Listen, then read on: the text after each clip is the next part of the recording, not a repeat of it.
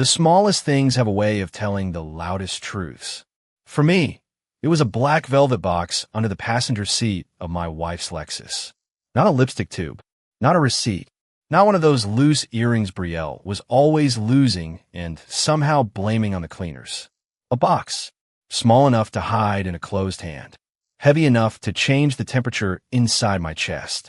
It was a Thursday evening in Atlanta, the kind where rain had already passed but left the streets shining like wet glass. Brielle had asked me to take her car through the wash because she had, in her words, a donor dinner that couldn't wait on Atlanta mud. I didn't mind. That was the quiet rhythm of our marriage.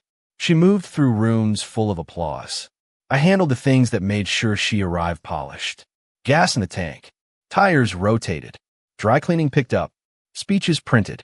Coffee waiting when she came downstairs wearing perfume expensive enough to have its own attitude. People saw Brielle Ransom under chandeliers, smiling beside city council members and foundation directors, talking about opportunity, dignity, and lifting up black youth. They saw the woman who knew how to turn a sentence into a standing ovation. They didn't see me in the driveway with a microfiber towel, wiping brake dust from her rims. I had just pulled into the car wash vacuum bay when I noticed her leather tote had tipped over. A few folders had slid onto the floor mat. Event programs, donation pledge cards, a silver compact. I leaned across to gather them before they got scratched or bent. That was when my fingers brushed velvet. At first, I thought it was one of my gifts.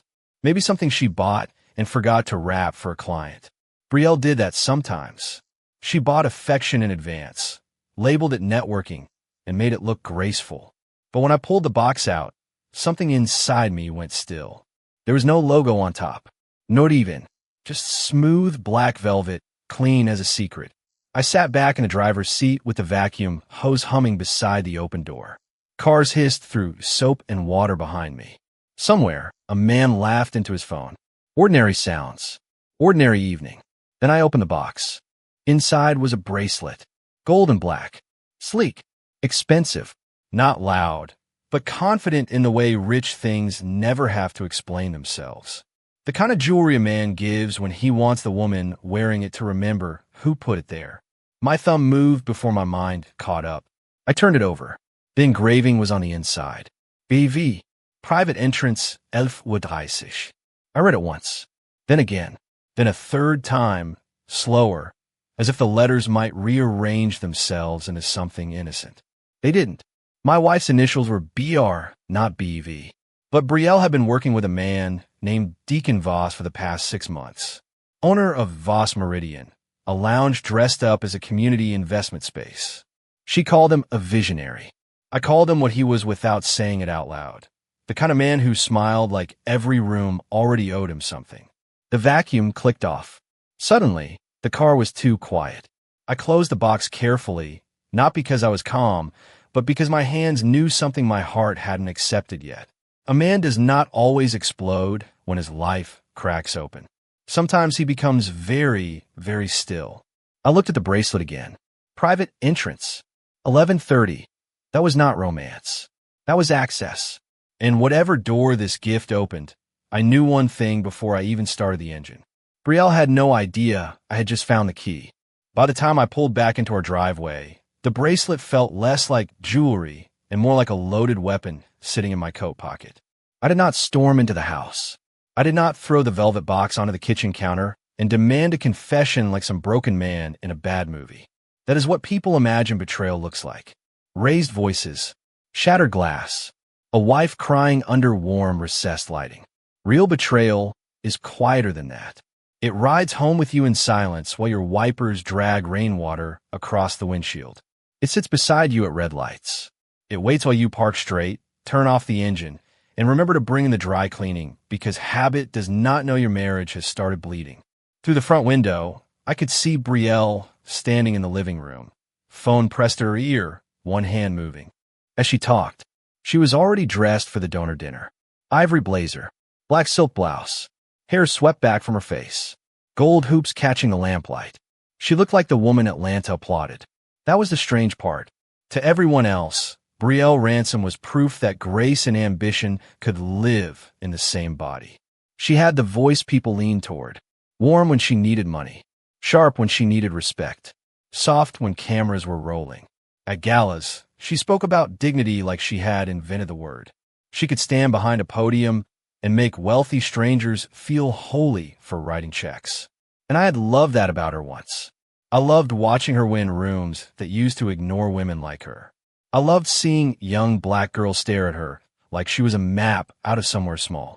I loved that my wife could make people believe in tomorrow, even when yesterday had been cruel to them. What I did not love was how slowly she started believing the applause belonged only to her. In the beginning, Brielle and I were not polished people. We were cheap takeout on the floor people. We were overdraft warning people. We were two tired bodies in a one-bedroom apartment off Campbellton Road, whispering plans over a card table because we could not afford a real dining set yet. Back then, she knew my hands, not the idea of them, not the version she mentioned in interviews when she needed a line about humble beginnings. My actual hands.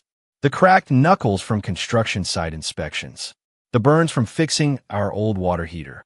The fingers that rubbed her temples when grant rejections came in and she pretended not to cry. She used to kiss those hands.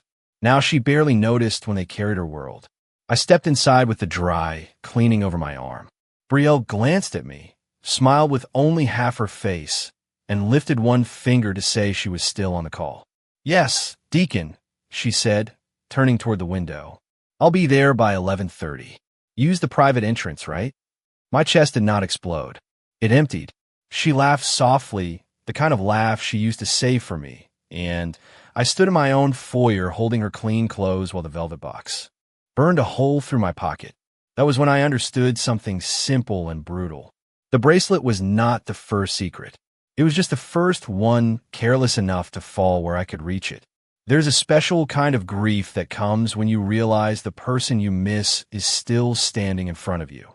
Brielle was in our living room that night, laughing into her phone, adjusting the cuff of her ivory blazer, checking her reflection in the black window glass like the whole world was waiting for her to arrive.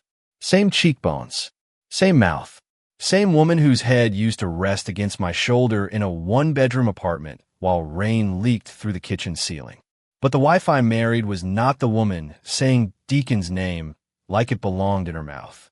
The wife I married once cried in my old pickup because her first grant proposal got rejected. She had printed that proposal at a copy shop with money we should have used for groceries. 42 pages about after-school mentorship, college access, transportation vouchers, safe rooms for kids who had nowhere quiet to study. She believed in it so fiercely her hand shook when she held the envelope. When a rejection came, she said she was fine. Then she turned her face toward the passenger window and went silent. I pulled into a gas station, bought her a honey bun and cheap coffee, and sat beside her until the first tear slipped down. Not because I had the right words. I didn't.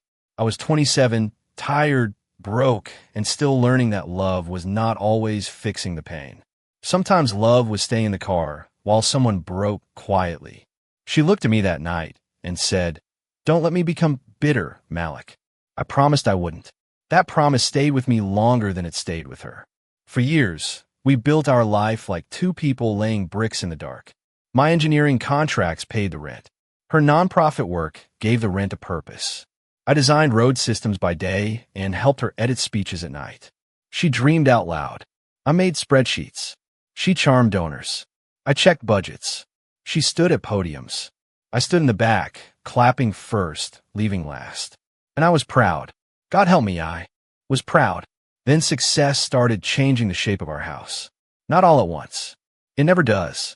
First came the new circles. People who wore linen in winter and spoke about struggle like it was a branding tool. Then came the invitations with only her name printed in raised gold letters. Then came the little corrections. "Malik, maybe don't wear that jacket tonight. Could you not talk about the old apartment? It makes the story sound messy. Just smile, okay? These people don't need the whole blue-collar husband thing." The whole blue-collar husband thing. That was what she called the man who paid the light bill when her dreams were still unpaid invoices. I told myself she was under pressure. I told myself rooms like that made people perform. I told myself marriage was giving grace when someone forgot where they came from. But grace has a sound when it runs out. It sounded like Brielle saying, "Use the private entrance, right?" It sounded like her laughing softly while I stood 10 feet away with a velvet box in my pocket and 14 years of marriage pressing against my ribs. She ended the call and turned toward me. "There you are," she said, as if I had just walked into her evening. I looked at her smile. Beautiful. Practiced. Empty. And for the first time, I understood the woman I missed had not disappeared. She had been buried under applause. I did not ask Brielle where she was going. That was the first rule I made for myself that night. A man who asks too early teaches a liar what to hide next. He gives her the shape of his suspicion. He hands her a broom and points to the footprints. I had spent too many years designing systems, checking weak points, studying how pressure moved through concrete and steel. The first crack never tells the whole story. It only tells you where to look. So I smiled. Not because I felt calm, because calm was the only mask that still fit. Brielle crossed the foyer and took the dry cleaning from my arm like I was a valet she happened to marry. Her perfume touched the air between us, sweet and sharp, expensive enough to cover almost anything except guilt. "You're quiet," she said. "Long day," I answered. She studied me for half a second, not long enough to care, just long enough to decide I was not a problem. That was another small death. She went upstairs to change earrings. I stayed in the foyer, one hand in my coat pocket, fingers wrapped around the velvet box. The bracelet inside felt warm now, like it had borrowed heat from my pulse. I heard her heels above me, drawer sliding open, clochette door closing. The old housemaid honest sounds even when the people inside it did not. When she came back down, she was holding her phone and wearing the smile she saved for donors. "I'll be late," she said. "Don't wait up." "I won't." She paused at the door. Maybe some old part of her expected me to ask. Maybe some old part of me wanted to. "Where are you really going, Brielle? Who is Deacon to you? Why does another man's gift know what entrance you use at 11:30? But questions are matches. I was standing in a house soaked in gasoline. So I kissed her cheek. Her skin was cool. Her eyes were already elsewhere. The Lexus pulled out of the driveway at 10:47. I watched the taillights slide down our street and disappear beneath the wet shine of the oak trees. Then I went to my office and closed the door. The first thing I did was put the bracelet on my desk under the lamp. Gold and black. Beautiful little snake. I searched Voss Meridian. Not on my phone. On the old desktop I kept for fund records. The one Brielle hated because it was slow and ugly and still remembered passwords better than people did. Voss Meridian called itself a private cultural lounge and investment hub. The website was all dark wood, amber lighting, smiling professionals, and words like legacy, access, elevation. There was Deacon Voss in a charcoal suit, leaning against a bar like he had personally invented confidence. Then I saw it. Membership tiers. Gold circle. Founder's table. Private entrance access. My throat tightened. I zoomed in on a photo from one of their events. A woman in the background had a black and gold bracelet on her wrist. Same design, same clasp, not jewelry. Credential. The bracelet was not just a gift. It opened a door. I checked the public calendar next. Brielle's foundation mixer was listed for 7:30. A donor reception at 9. Closed executive lounge at 11:30. There was again. 11:30. The number sat on the screen like it had been waiting for me. I leaned back in my chair and listened to the house breathe around me. The refrigerator hummed. Rain tapped softly against the window. Somewhere upstairs, Brielle's forgotten curling iron clicked as it cooled. 14 years of marriage, and I was learning my wife's life through a website. That should have broken me. Instead, it sharpened me. I opened a new folder on the desktop and named it something plain. Receipts. Then I took the first photograph of the bracelet. The next morning, I learned that betrayal has layers. The first layer is personal. That is the one people understand. A bracelet under a seat. A man's voice on the phone. A private entrance at 11:30. It hurts clean at first, like a blade with a polished edge. But the second layer is dirtier. That is when you realize the lie did not stop at your bedroom door. It walked through your work. It touched your name. It put its hands on things you built for people who had nothing to do with your marriage. I was in my office before sunrise, wearing the same shirt from the night before, coffee cooling beside my keyboard. I had not slept. I had only closed my eyes long enough to see Brielle's bracelet glowing in the dark behind my eyelids. At 5:42, I logged into the admin portal for Ransom Futures Fund. Most people thought the fund was Brielle's idea. I let them think that because pride has never paid a child's tuition. The truth was simpler. 12 years earlier, I had met a 16-year-old named Marlon outside a community center with a calculus book in one hand and a court summons in the other. Smartest kid in the room. No money for test prep. No father at home. No room quiet enough to study. I paid his exam fee. Then I paid another. Then a laptop. Then a bus pass. By the time Brielle learned what I was doing, there were already 9 kids and a shoebox full of receipts. She said we should make it official. She was right. She knew grant language, donor rooms, press releases. I knew spreadsheets, discipline, and how to sit across from a boy who believed the world had already counted him out. Together, we built something real. Or I thought we did. The donor dashboard loaded slow. Names filled the screen. Churches, small business owners, retired teachers, a dentist from Decatur who sent $500 every Christmas with a note that always said, "Keep one more child moving." I clicked recent activity. My hand stopped. Exported contact list, B. Ransom. 3 weeks ago. Then again, 11 days ago. Then a third time the night before. I sat very still. There is sound a man does not forget. The first cry of a child he helps send to college. The crack in his mother's voice when she says she is proud. The soft click of a computer mouse opening a door you prayed was locked. I checked the outgoing sponsor proposals. There it was. Voss Meridian Legacy Partnership. My fund's logo sat at the top of the document like a stolen family photo. Beneath it, polished paragraphs promised a bold new initiative for urban youth leadership, hosted through Deacon's private lounge network. The language was beautiful. Brielle's language always was. But the budget told the truth. Venue fees, hospitality packages, executive membership experiences, brand activation.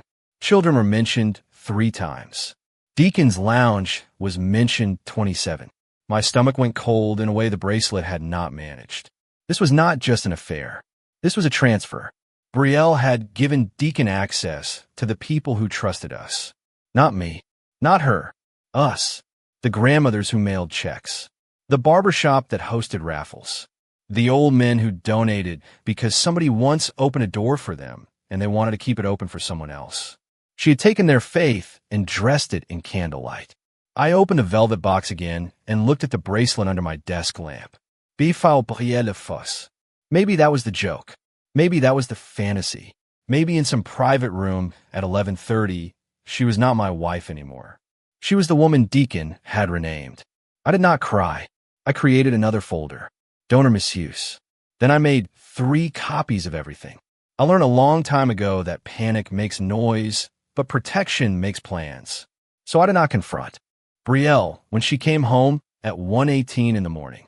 I was sitting in the kitchen with a glass of water in front of me and every light off except the one over the stove. The house looked peaceful in that dim yellow glow. Clean counters, polished floors, wedding photo still hanging near the hallway. Both of us younger, brighter, too innocent to know a smile could become evidence one day. Her key turned in the lock. I heard her before I saw her. Heels careful against hardwood. Purse chain whispering against her coat. That tiny pause people take when they're trying to decide whether the house knows what they did. Then she stepped inside. The bracelet was on her wrist. Not hidden, not tucked beneath her sleeve. Resting there like a confession dressed as jewelry. She froze when she saw me. "You scared me," she said, pressing one hand against her chest. I looked at the bracelet, then at her face. Didn't mean to. Her eyes followed mine for half a second. Quick, sharp, there and gone. She moved her wrist behind her purse like instinct had grabbed her before guilt could explain. "The dinner ran late," she said. I figured. She waited for the accusation. I could feel it. Some part of her wanted to fight, because fights are messy and messy things can be twisted. A raised voice becomes aggression. A slammed door becomes instability. A wounded man becomes the villain in a story a polished woman knows how to tell. I gave her nothing. Good night, Brielle. Her mouth tightened. Not fear yet. Irritation. She hated silence when she could not control what it meant. I left the kitchen and went upstairs. But I did not sleep. At 6:03, I called our fund attorney, Denise Whitaker. Denise was 61, brilliant, and allergic to foolishness. She had known me since Ransom Futures was a shoebox of receipts and a foolish dream with no letterhead. "Malik," she said after hearing my voice, "what happened?" That almost broke me. "Not what do you need? Not is this urgent? What happened?" Like she could hear the smoke before I mentioned the fire. I told her enough. Not everything. Not the bracelet. Not the private entrance. Not the way my wife said another man's name like she was trying on a new life. I told Denise about the exported donor lists, the Voss Meridian proposal, the unauthorized partnership language, the budget allocations, the repeated access after midnight. Denise went quiet. When a lawyer goes quiet, the room gets smaller. "Send me everything," she said. "And Malik." "Yes, ma'am. Do not discuss this with Brielle. Not one word. Lock the fund down now." So I did. By 7:20, admin credentials were changed. By 7:36, Brielle's access was suspended under governance review. By 8:05, the donor export logs were preserved. By 8:22, Denise had copies in 2 encrypted folders and 1 printed binder on her assistant's desk. I called the bank next, then the board treasurer, then the accountant. Each call took something out of me. Not because I was afraid, because every sentence made the betrayal more official.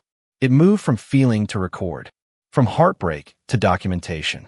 At 9:14, Brielle texted me. "Did you change the fund password?" I stared at the message until the screen dimmed. Then I typed back one word. "Yes." 3 dots appeared. Disappeared. Appeared again. What is going on? I set the phone face down. For 14 years, I had answered every question she asked of me. Where are my keys? Can you pick up the programs? Can you transfer the money? Can you stand over there and smile? Not that morning. That morning, the man who used to explain himself stayed silent. Because I was not building a fight. I was building a wall. The gala was held inside a converted bank downtown, the kind of building that still remembered money even after the tellers were gone. Marble columns, brass railings, ceilings high enough to make ordinary voices sound important. Someone had filled the old lobby with white roses, black tablecloths, and candles that made every face look softer than it had earned.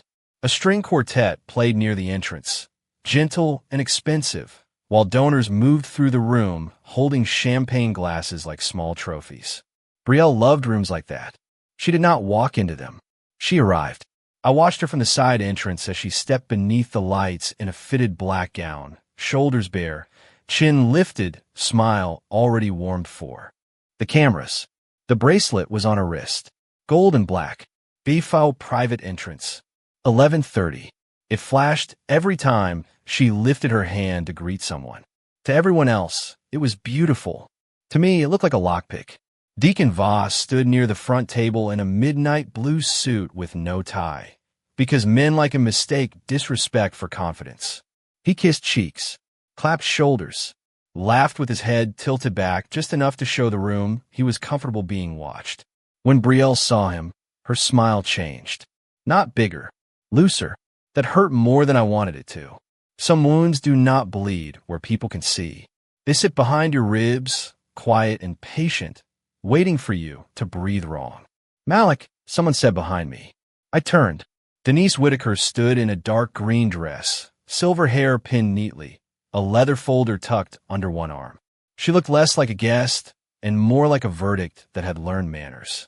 "Everything is ready," she said. I nodded. Across the room, Brielle was telling a group of donors about vision, partnership, the future of urban youth leadership. She used her hands when she spoke, painting hope in the air. The bracelet kept catching the candlelight. Denise followed my eyes. "Are you sure you want to do it publicly?" I looked at the stage, the podium, the screen behind it, the Ransom Futures Fund logo glowing above a room full of people who had trusted us. "No," I said, but she made it public when she put their money in his proposal. Denise did not argue. Good lawyers know the difference between revenge and record correction. At 8:40, Brielle stepped onto the stage. The applause rose like warm weather. She waited for it to settle, one hand resting against the podium, the bracelet visible to every camera pointed at her. Deacon watched from table 1, smiling like a man waiting to be introduced as destiny. My whole life, Brielle began, I have believed that women deserve the freedom to choose themselves. More applause. I stood near the back wall, hands folded in front of me. Calm, still, empty in the places that used to reach for her. She spoke beautifully. That was the cruel part. Her voice could make betrayal sound like healing if you did not know where to look. Tonight, she said, Ransom Futures Fund enters a bold new chapter through a visionary partnership with Voss Meridian. Deacon stood before she even said his name. The room clapped. I did not. Brielle smiled at him, then looked toward me for the first time that night. Not with love, not with guilt, with warning, as if I were a loose wire she expected to stay buried in the wall. Then the screen behind her flickered. Once, twice. The partnership slide disappeared. The room quieted. Brielle turned slowly, her smile still trying to survive. A black screen appeared with one white line. Ransom Futures Fund, Governance Review. Then another. Unauthorized donor export logs. Then another. Voss Meridian Proposal, Misallocated Youth Funds. A low murmur moved through the room. Deacon stopped smiling. Brielle's hand dropped from the podium, and the bracelet struck the wood with a small, bright sound. I stepped away from the wall and began walking toward the stage. Not fast, not angry, just steady, because a trap only works when the person inside it still thinks the door is open. The walk to the stage felt longer than the 14 years it took to get there. Every eye in that room turned with me. Donors, board members, city officials, young scholars in borrowed suits, women who had hugged Brielle an hour earlier, men who had laughed with Deacon over champagne. The string quartet had gone silent, leaving only the soft electric hum of the projector and the low rustle of people realizing they were no longer at a celebration. Brielle gripped the podium. Malik, she said, her voice still smooth, still trained, but thinner now. This is not the time. That sentence almost made me smile. Not because it was funny, because for years, Brielle had chosen every time, every room, every version of our story. She chose when I spoke, where I stood, what parts of our life were acceptable for public consumption. She chose applause over truth so many times she had started mistaking the two. I reached the microphone. This is exactly the time, I said. My voice sounded calm. That surprised some people. Maybe it surprised me too. Pain had been moving through me for 2 days like a storm through power lines, but when it reached my mouth, it became steel. I turned toward the screen. The first document appeared. Ransom Futures Fund Articles of Incorporation. Fondé, Malik Ransom. A murmur moved through the room. Brielle stared at the screen like it had betrayed her personally. This fund began 12 years ago, I said, with one student, one exam fee, and a belief that talent should not die because a child's zip code was too heavy. Another slide. Photos appeared. Not polished gala photos. Real ones. Marlon holding his first college acceptance letter. A girl named Imani standing beside a used laptop with tears on her face. Twin brothers from East Point in graduation gowns, their grandmother between them, both her hands lifted like she was thanking God and daring the world to doubt her. The room changed. You could feel it. Attention became something heavier. This was never built to sell access to a private lounge, I said. It was built to keep doors open for children who already had too many closed in their faces. Brielle whispered, "Stop." I did not look at her. The next slide came up. Donor export logs. B. Ransom. Dates. Times. File names. Then the proposal. Voss Meridian Legacy Partnership. Highlighted lines showed venue fees, hospitality packages, executive memberships, branding experiences. The children were pushed into footnotes like decoration. Deacon stood. "This is a misunderstanding," he said, loud enough to sound confident to people who wanted to believe him. Denise rose from the front row with her leather folder in hand. "No, Mr. Voss," she said. "It is a governance matter. And as of this morning, your proposed partnership has been suspended pending legal review." That was when Deacon's face changed. Not much. Just enough. The smile left first. Then the color. Brielle stepped toward me, lowering her voice. You are humiliating me. I finally looked at her. There she was, beautiful, furious, frightened, wearing another man's access bracelet while accusing me of making things public. No, I said softly. You used their hope as a costume. I'm taking it off. The room went dead quiet. Then the final slide appeared. A photograph of the bracelet, gold and black under my office lamp. BV, private entrance, 11:30. Gasps moved through the ballroom like wind through dry leaves. Brielle's wrist dropped to her side. For the first time all night, she had no speech ready. No graceful sentence. No the one it is might. Just silence. And silence, when the truth is already standing in the room, can be louder than any confession. Everything she lost did not happen all at once. That is the mercy and the cruelty of consequences. They do not always arrive like thunder. Sometimes they come in small, clean sounds. A donor pushing back his chair. A board member closing her folder. A camera light turning off. Deacon Voss stepping away from Brielle like guilt was contagious. For a moment, nobody moved. The bracelet photo still glowed on the screen behind us, larger than life, gold and black, and ugly with meaning. Brielle stood beneath it, one hand hanging at her side, the real bracelet catching the light on her wrist like the truth had handcuffed itself to her. Then Mrs. Caldwell, the retired principal who had donated $20 a month since the fund began, stood from table 6. Her voice trembled, but it did not break. I gave to children, she said, not to that man's club. No one clapped. It was not that kind of sentence. It landed harder than applause. Brielle opened her mouth, but nothing came out. She looked at me then, really looked, maybe for the first time in years. Not at the quiet husband, not the man who carried boxes, fixed speeches, and stood at the edge of photographs. She looked at the person she had stepped over on her way to becoming admired. Malik, she whispered, please. The word almost reached the old me. The old me would have taken her hand. The old me would have pulled her off stage, protected her from the room, helped her rewrite the story into something survivable. The old me knew how to mistake rescue for love. But love without truth becomes a shelter for harm. I turned to the audience. Every restricted donation will remain protected, I said. Every scholarship will be honored. Every student, depending on this fund, will be taken care of.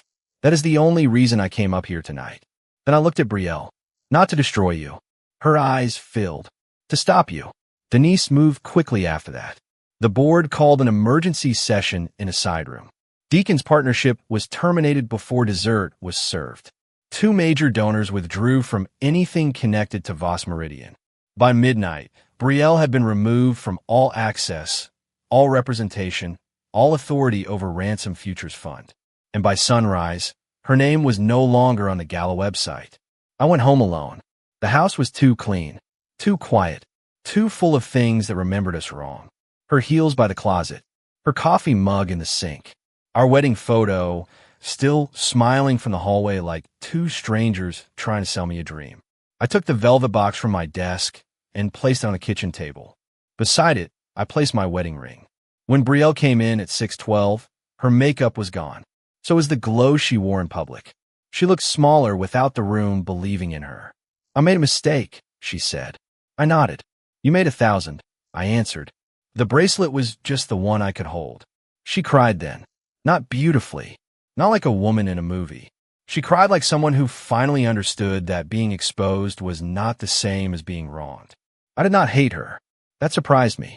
I thought hate would be waiting at the finish line, arms open, ready to carry me through the wreckage. But all I felt was grief. A deep, tired grief for the woman she used to be, for the man I had been, for the years we spent polishing a house while the foundation cracked underneath. 3 months later, the divorce was finalized. Ransom Futures survived. Marlon, the first boy I ever helped, came back as a board member. Imani started a mentorship circle for girls who had never seen themselves in college brochures.